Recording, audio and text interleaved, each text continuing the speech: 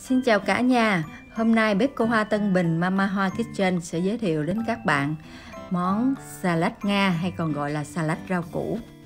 Để làm được món này chúng ta sử dụng nửa quả ớt chuông, 100g cà chua bi, 150g đậu cô que, 150g cà rốt, một củ dền nhỏ,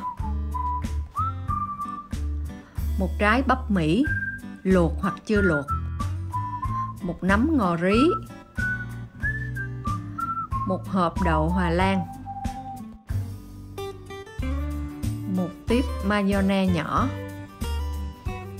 150g tôm hấp, 4 cây xúc xích xông khối. Đầu tiên ta luộc bắp chín.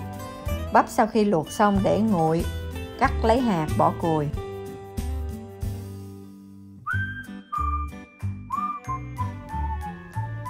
Tôm luộc sắc hạt lựu.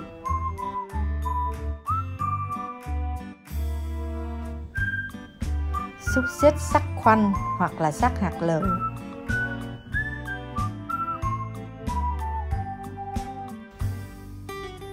Ngò rí sắc nhỏ. Ớt chuông cũng sắc hạt lựu.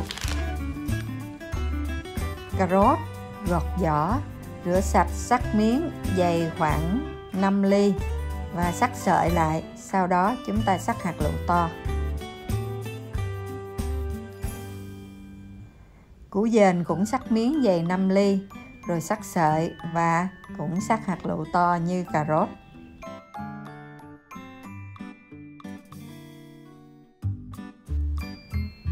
Khoai tây cũng tương tự như cà rốt và củ dền. Đậu cô que tước bỏ chỉ và sắc hạt lựu.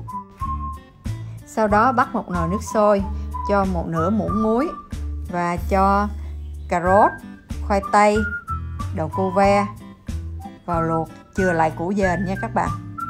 Lúc này chúng ta chỉ luộc khoai tây, cà rốt và đậu cô ve. Chúng ta chừa phần củ dền lại.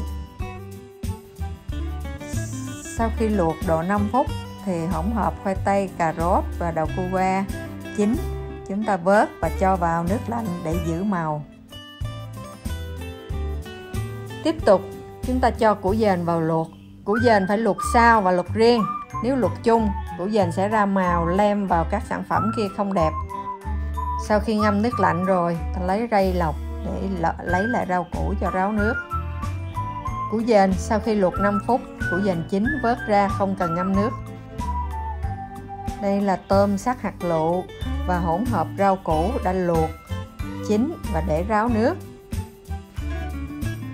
Sau đó ta cho tất cả các hỗn hợp sắc hạt lựu mà không cần luộc vào luôn và khui hộp đậu Hòa Lan. Lấy phần đậu thôi, bỏ nước, cho vào hỗn hợp.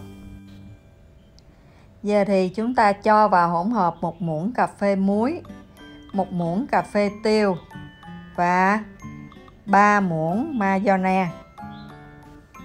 Sau cùng chúng ta cho vào nước cốt của 1/4 trái chanh. Và bây giờ thì trộn đều hỗn hợp rau củ.